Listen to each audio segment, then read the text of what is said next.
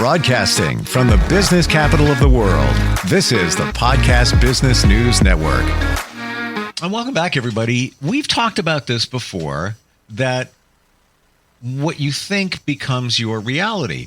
A lot of great things connected to that. Like, let's say you manifest something, let's say it's a car, and you believe that's coming your way, and then it shows up. Many examples of that.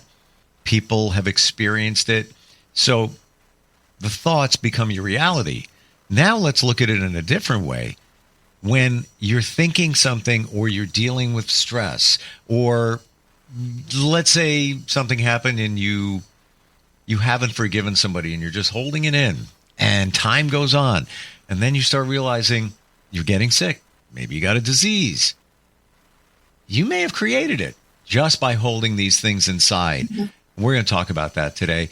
She is an amazing psychologist, has so much knowledge in so many areas, even outside of psychology. And she's back with us. Dr. Ann Creekmore is on the program. How you doing today? Great. How are you, Steve? Really good. Really good. I'm glad we're talking about this. And, you know, Yes. I was on the fence in terms of believing. Now, first of all, we've said this before, and people have heard this forever. Stress can kill. Stress is just bad for you. All right, we got that.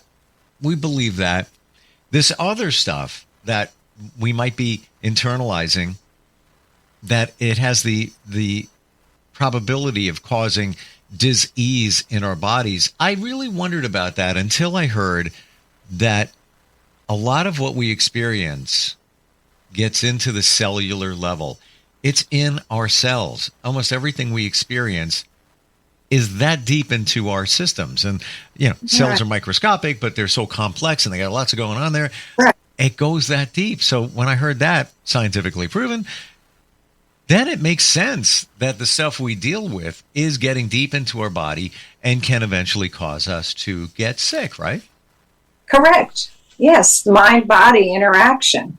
And what we say to ourselves, you know, like you're saying, is going to create how we feel, and how we feel is going to affect our physical as well as our behaviors and outcomes in life. Have you experienced this? Can you correlate it to something that was going on that caused maybe an illness? Well, yes. You know, I think I mentioned to you that, you know, as well as being a licensed clinical psychologist for many years, I've done a lot of, you know, just spiritual practice as well, you know, because I bring in the mindfulness and so on, and guided imagery for relaxation and so on. But one of the classes I was taking through one of the churches, it was a religious science one, which is science of mind. It's very much like cognitive behavioral therapy. It's just like what you're thinking is creating. And we had to do a particular exercise kind of in our class, you know, and kind of do a demonstration. So we had to kind of pick some kind of area that we physically had a problem with, and then look at some of the sponsored thoughts. You know, if you're familiar with Louise on this, and especially on the body, like certain thoughts might lead to certain kinds of effects on your body. Sure. Like the one for colds, catching colds, was like, you know, stress, you know, thinking, well, believing, one, that you're going to catch cold, or it's the time of year I'm going to catch cold, or I've got all this stress on me and I'm rushing and I'm hurried, you know, kind of affecting your immune system, talking to yourself, getting yourself, you know, stressed out through your self-talk. So I picked that one because I had young children and I would get sick quite a lot anyway, you know, picking up their stuff, you know, as they're building their immunity. And so they have certain relaxation statements to say to yourself instead of saying, oh, I'm going to catch that, you know, and just have this negative belief system. Or you know, or oh, I'm all, you know, stressed out, which gets your immune system down. I would say more of this. Louise Hay had it, and I forget what it was because this is like years and years ago. But it was something about, you know, my mind is relaxed and I'm at peace and I'm at harmony and so on. So just you kind of say that and keep your immune system kind of at a relaxed, not overcharged level. So a client walks into my office. and she's carrying her little bag from the pharmacy, and she's just coughing her head off. And she's going, I just got back from the pharmacy. I got an upper respiratory infection. I got my antibiotic right here. So, of course, my mind would have gone to, oops, uh-oh, so, but instead I said, you know what, I'm going to try this. This is the perfect time. I'm supposed to do some demonstration work on my own mind body, interactions, perfect thing. So every time she coughed, I would say the mantra, that my mind's at peace and relaxed, peace and harmony are surrounding me, in me, within me. And so I probably had to do it 300 times because she's coughing the whole time during the session, right? But I did never get sick. So she, so it worked. So I also had something that I could share when we went on working on ourselves. So that's Wow. my little story. So I realized, yeah. You're convinced, and I don't doubt it for a second, that you evaded getting sick by believing I'm not going to get sick. That's not happening. I'm not going to get sick. Yeah. Yeah. And also not getting myself all stressed, because some people will develop kind of more emotional, mental reactions to things. Some people tend to internalize things, and the stress goes into their body and they develop kinds of things. And I'm kind of more that type of person that just kind of hold it and not, like you've heard of high blood pressure, supposedly related to kind of long-standing, unresolved emotional issues potentially that didn't get released. Maybe you couldn't express for whatever reason, as a child, and it just built in you, and some toxic stuff that you just couldn't get out. And then when people start and they come to therapy sometimes, and they're able to express more and get it out and find the healthy ways to discharge it there, and ways also to set boundaries against the toxic stuff that might be affecting them and raising their blood pressure, the whole therapeutic process, then their blood pressure goes down. They're no longer kind of invalidating themselves and and holding everything in and letting it build up. And it can, that can really help. Mm. So of course, I believe that the fact that I didn't get all, I'm hurried, I'm stressed, I'm going to be sick, that negative thinking. Yes, I do think that since I stayed at that inner calm and peace and the positive, that let my body relax, and my body didn't overreact to stress and bring down immune system. Is it the language that we tell ourselves? Like, for example, I've always had this concern. You book a vacation, you have a lot of money on the line, taking time off from work. You just want to have fun. I don't want to get sick. I want to make sure I don't get sick. So instead of walking around saying, I hope I don't get sick, I hope I don't get sick, I hope I don't, I hope I don't.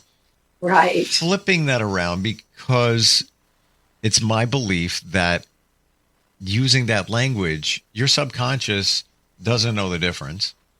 Correct. So, I hope I don't get sick. It doesn't know good from bad, yes and no. It just hears words. I hope I don't get sick. That's what it hears. So exactly, flipping that language around to say, I am healthy. I'm going to remain healthy. I am the picture of health. I feel so great. Nothing can get into my body. Nothing can happen here. Do you think it's about the language too? I do, absolutely. Because if you keep saying I'm going to get sick, how many times have you told yourself that, I'm not going to get sick? You're still saying, I'm worried about getting sick. I'm going to, it's on your mind, getting sick. Right. So yes, it's very important to claim your good in the positive, in the present, just to put that out, because that is, what you are creating. Your emotions will respond to that, and, your behaviors will respond to that.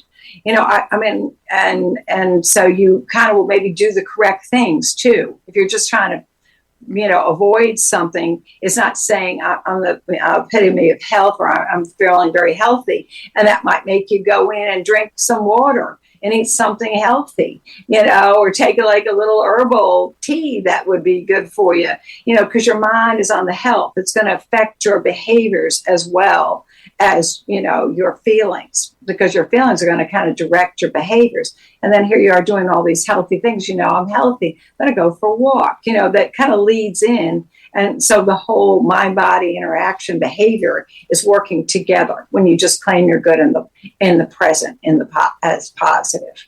So let's take this some layers deeper. What if you've got unresolved things in your life? Let's say you've got somebody that did you wrong. You haven't forgiven them. And we've talked about forgiveness and how important it is to move your life forward. So let's expound upon that. So you're just harboring these negative feelings, and hypothetically here, I hate them. Yeah, right. I hate what they did. I wish them all the worst. They're a nasty individual. Karma, pull up, man. I will never forgive them for what they did. Yeah. You're holding it inside, and that rage, can that make you sick? I mean, it's already, in my opinion, made a person sick when they do that, because anger is kind of like taking a poison pill, expecting somebody else to die. Because are they hearing it? They're not there. They're not getting any negativity from it. They're totally fine. All you're doing is making yourself feel bad. Right. You're angry, you're and anguish, and you're not, you're losing your free time and joy time. Yeah. And you've already kind of put yourself in a negative state. Without a doubt. They already won. Mm-hmm. You allowed them to win. You gave them the power. You gave them your power. Right. Mm-hmm. So that, based on what we're talking about, I mean, it's almost the same thing, but it is different than stress. We all know, scientifically proven, that stress can make you sick. Stress can cause disease. Stress can cause heart attacks. Stress can cause ulcers. That happened to me. This is an emotional response when you haven't forgiven somebody. You don't condone what they did. You haven't forgiven them. And now you're holding that inside. I got to believe it's going to manifest into something. It's got to go somewhere. And absolutely. And where's it going to go? Into your cells and create some kind of illness. Exactly. There's plenty of research around that to show that it does, because it's in your body and you're putting it in there. And you don't want to put that in there. You want to create the good in your life and in your feelings at all times. Find your way to peace and love. And then that's what you're going to manifest and experience. What else can you tell us about the connection between the mind and illness? Any other thoughts? Well, I mean, I understand. I think Bernie Siegel did a lot, doctor on cancer as well, or just any kind of medical problems. I think that that holding in maybe, the anger of loss from grief. A lot of times, supposedly, there's some research suggesting that if you've experienced some loss and you just haven't worked through the mourning process, maybe you stayed stuck at anger, and not really let it, that can manifest as cancer, like a year and a half down the road, that is still eating you inside, kind of thing. And but there's a lot of correlates, that come up, but that's the one that comes to my mind from his books he's written. I think it was, what was the name of that one? I don't know if you remember. It was Love, Laughter, and Medicine or something. Bernie Siegel was, big on the connection between what you say to yourself and the feelings you create, and then your health and well-being. You said something before, Anne, about letting it go and purging. And I want to talk about crying. Yes. We don't realize the amazing benefits of it. And that what the whole process of what it's doing, right down to the chemical release in your tears. Exactly. Can you tell us about that? Sure. I mean, some research has shown that there are 90 toxins in sad tears compared to only about 10 in happy tears. So when you are crying, you're actually not just releasing your emotions, but you're actually releasing toxins, chemicals, and physically. So it's a very important thing to do, and especially in grief. Some people will hold the grief in. They kind of stay at the earlier phases of grief of being kind of in shock or bargaining, thinking about, well, this had happened or that didn't happen. Like somehow you can make it go away. The loss is there. It's not going to be thought away. And then the next phase being anger, or anger turned inward, getting angry with yourself and guilt. And then, if you stay stuck at those early phases of going back and forth rather than fully going through the mourning process of doing the crying, the grieving, and, that's what's necessary to let it, go to the point that you actually get some resolution to the grief process where you get to acceptance, where, you let it out enough. And then all of a sudden you start to feel some acceptance. Yes, this is it, the way it is. And then some fun memories are starting to come back about the person or the loss or things that you learned. And then you're really getting back to your homeostasis. You're getting ready to start to rebuild and create a joyful life. Do you feel that many of us not seeing the value of crying, that we hold it inside and we don't, it's a weakness. We look at it as a weakness that, I'm crumbling, or that situation took me down. And then we say, I'm not going to let it bother me, but we really should just purge it out, let it go. Right. Absolutely. And I ask my clients to think about these phases and catch themselves when they're in it, because grief isn't just a straight line. I mean, you're trying to get to the light in the tunnel and feel some acceptance, some peace again, but you might go have some tears, but then you go back and you're stuck in anger and that's eating you up, or you go back and just thinking about it. And you should catch yourself and say, that's okay for me to do that. Those are my feelings, but I want to move forward. So if I'm feeling angry, then I want to say that's part of my grief. It's a third phase. It's okay. But I'm going to cry now. Like try to say, I must be sad. So I still must have some bottled up grief to get out, and sadness, and get through the morning. So kind of encourage yourself and nudge yourself to keep going forward. Because if you don't, you stay back, you're not going to get to that inner peace, to that sense of acceptance without going through the mourning process. Is there a mantra or technique that we can use where you don't want to repeat the habit? So let's go back to somebody that you should forgive, or maybe you've attempted to and you've only gotten maybe 75% of forgiving them. You just can't let it fully go. And then when you get to those triggers, let's say they're out of your mind, it's having a good day, and then you get a text, and now you're angry again, or you're plainly triggered. And this is the stuff that we identify that can make you ill.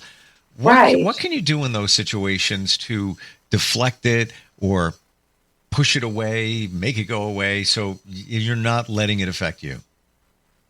Well, in my book, Love Yourself, Love Your Life, in the chapter 6, Speak Your Truth, there's a whole section at the end of speaking your truth and speaking your needs and feelings in a healthy way about ways to chill when somebody has triggered you, quite possibly, or just aggravated you and you're feeling some hurt or rejection underneath, or anxiety, and so there are multiple ways to do it, and you can get right in my book as well. But things like giving yourself a timeout, maybe just taking a break and just don't think about it, go do something nice, fun, distract yourself, get yourself back to the present. So that you're not, because you're apparently our IQs go down like 2 standard deviations when we get really angry. So we're not even thinking straight with our full faculties. Right. So it's better to go calm somewhere, go breathe, maybe do some positive self-talk. I can relax, or do something that's, ground yourself in something nice, go see the sunset or whatever time it is that you can do, whatever, take a walk, and then bring yourself back to a calm place. And then try to stay at follow your breath, is always good. Like if you're trying to think about something that is uncomfortable, maybe ask yourself, when I felt this way before, when I felt sad like this, or when I felt anxious like this, and see if it's maybe you're being triggered, like you mentioned, triggered, something from your past was similar. It's all bottled up in that. And you want to release that as well. It's not really the problem, it's the solution is not to just keep focusing on the anger. It's to kind of go back and maybe also grieve some past trigger that you have. Absolutely. And then also to stay with your breath, just kind of imagine a triangle and kind of breathe up, the inhaling on the left and then down the right side, exhale. And at the bottom, just when you're there, just stay there, rest, relax, say rest, relax. And you can just say, breathe in peace, peace, rest, relax.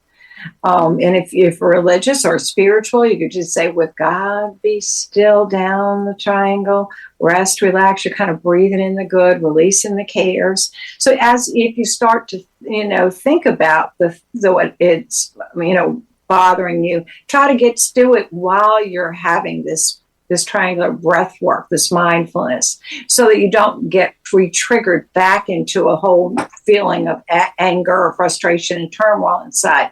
You can kind of breathe through that negativity until it's gone. Just kind of be with your breath until it's just gone. You've mentioned that before, breathing, and I'm glad you brought it up again, because that's another thing we minimize. Thinking, what's a couple of breaths going to do? How's it going to make me feel better? I'm in such a bad situation right now. But no, that's been scientifically proven Absolutely. to be basically a reset button that takes literally a few seconds. Right. Same thing with crying. We minimize that. I don't want to do that. I don't want to feel pain and cry but when you do, you get to the other side of it. It's like, I feel better. Or the next day, it's like, wow, I feel refreshed. I don't know what it is, because you let go of potentially toxins, negativity. It's all gone from your body. Absolutely. It's like just self-care for your emotional, mental health. Yeah. We deserve to do these things to care for ourselves. Correct. Yes. How do we find you? If somebody's got questions, want to navigate some of this, I learn more and more from you all the time, and especially even on the medical side of things, the knowledge that you have. It's just amazing. Worked with a lot of integrative physicians, the health-oriented physicians. I'm seeing that now, Ann. Yes, so thank you. And you always add so much too. Thank you. I can be found, the easiest way I think is just to go to Psychology Today, directory for psychologists, look up Ann Creekmore. You see my picture, and then it's got my website. You can just click it, and it should take you in and take you right to my phone numbers and my email and my practice and everything. And I'm also going to be having a lot of my products, like some of my hypnosis CDs, my books, To Love Yourself, Love Your Life, other adjunct books, going to be on Talk Shop Live soon. Oh, right. So that people have a way to just go and get things as well. Very Fantastic. clearly. And mentioning the books, I just want to share, the books are under your pen name, which is A.P. Filosa. So correct. If you're looking at that one book, Love Yourself, Love Your Life, it's all there. Everything you need is in there. Everything we talk about. Everything we talk about goes back to the book. And I don't even try to do that, but that's how well put together, well thought out that particular book is, as with your other one too. Thank you so much for being here today. Thank you so much, Steve. Appreciate it, as always, and we'll get together soon. Sounds good.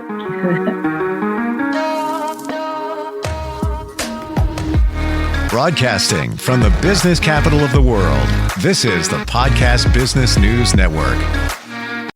Hey, what's up, everybody? I'm Jason Derulo. I love that music connects to people all over the country. But unfortunately, so does something else. Childhood hunger. 15 million kids struggle with hunger right here in America. And yet, every year, billions of pounds of surplus food in the U.S. go to waste instead of going to the children in need. Feeding America is working to change this. The Feeding America nationwide network of food banks rescues this surplus of food to help provide meals to families in virtually every community in the United States, including yours. But they just can't do this alone. Join me in the fight against hunger in America. For more information on what you can do to get involved, visit feedingamerica.org. That's feedingamerica.org. Together we can solve hunger. Together, we're Feeding America. A message from Feeding America and the Ad Council.